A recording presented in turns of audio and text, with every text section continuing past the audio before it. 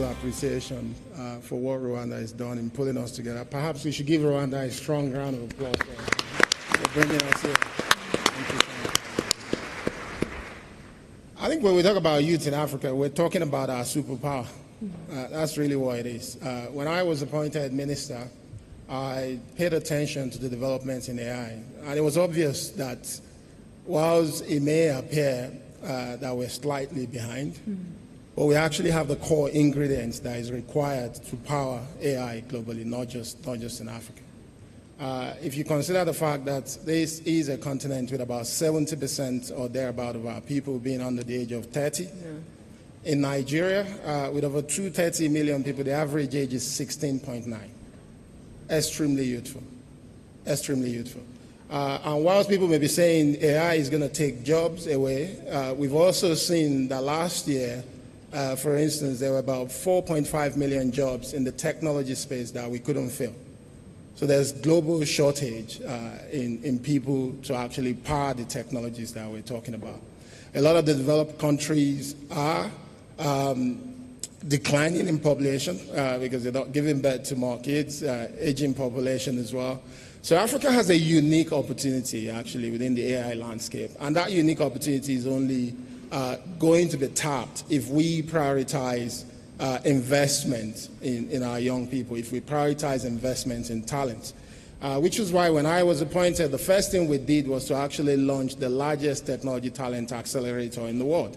So the president says we have to create 1 million technical jobs, but I thought, if we're going to create 1 million technical jobs, we must train more than 1 million. So we decided we're going to train 3 million people in technology skills, and about 5% of that is solely for AI and machine learning.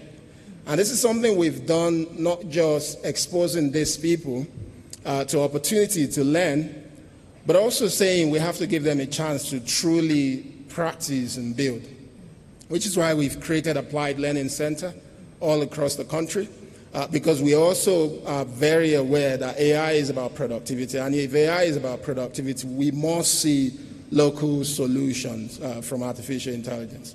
Right, and these are the young people that are going to build it. So we've not just started training, we've also created a community of practice in Nigeria, something that is called the AI Collective. And the essence of the AI Collective is to be able to pull everyone together working in AI so that we can actually create a community of practice that will leverage the resources that we have, but also partner with important nations to help us drive the growth that we want to see within AI.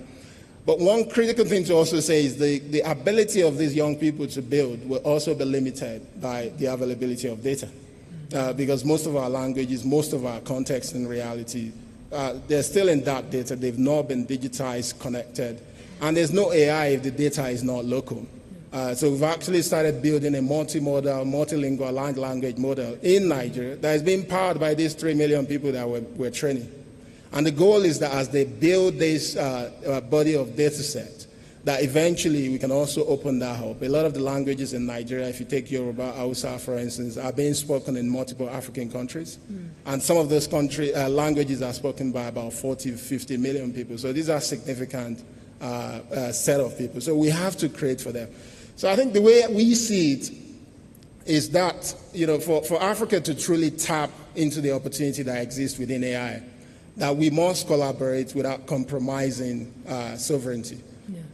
Because AI is local, the true opportunity for AI is local.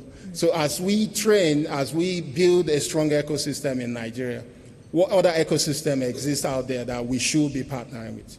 What are the opportunities for us to share things like data, perhaps come up with similar data standards, or in some cases share infrastructure as well, which I believe is something that you probably still talk about. Thank you.